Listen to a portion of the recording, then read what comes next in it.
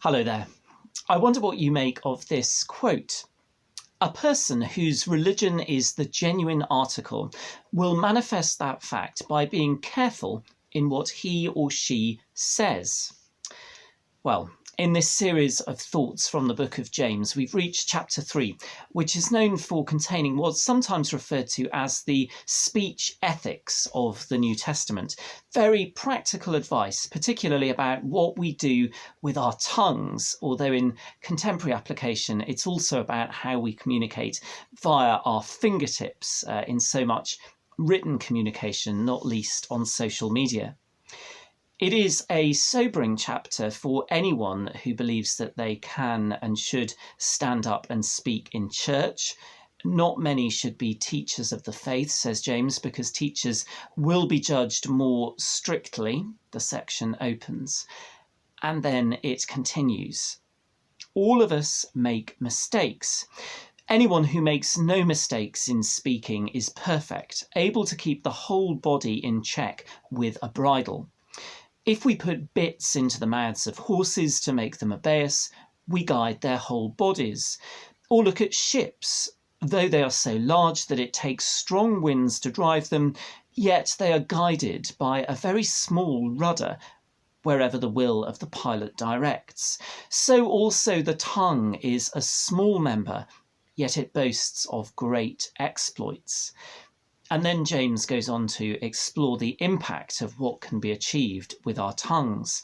How great a forest is set ablaze by a small fire, and the tongue is a fire, he says. And then no one can tame the tongue, a restless evil, full of deadly poison. With it we bless the Lord and Father, and with it we curse those who are made in the likeness of God. From the same mouth come blessing and cursing. My brothers and sisters, this ought not to be so. It seems to me, if there is ever a time that the Bible speaks without any further need for comment, then this is a good example. James conveys so candidly the depth of his frustration that those who are called to love their neighbour nonetheless routinely curse those who are made in God's likeness. And sadly, as we well know, in 2,000 years of Christian history, not much has really changed.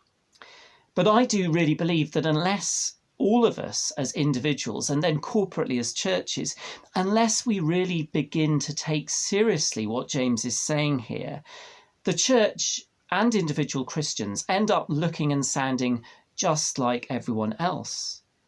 For me personally, when I try and stop and think about what it is that's going to come out of my mouth, I actually recall the fruit of the Spirit as a kind of theological check. Am I being loving and patient and kind and gentle and more as I respond or contend or even challenge? Well, James then returns to a theme that he's already considered earlier in the letter. It may be extremely hard to speak as one should, but then he also asks in verse 13, "Who is wise and understanding among you? Show by your good life that your works are done with gentleness, born of wisdom."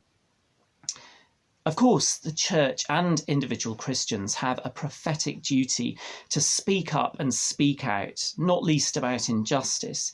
And I don't think that James is seeking to silence people in any way. But he is urging a new way of approaching communication, where words themselves are reflective of the appropriately high calling of each Christian. Even as I was preparing this today, I saw a Catholic bishop online lambasting his fellow Catholics for the tone of their social media communications.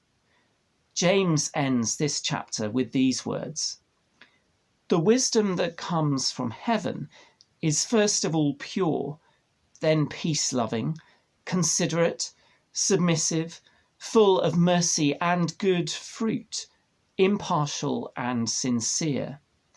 Peacemakers who sow in peace reap a harvest of righteousness." Well, in the coming week, it seems to me that there is plenty for each of us to reflect on there.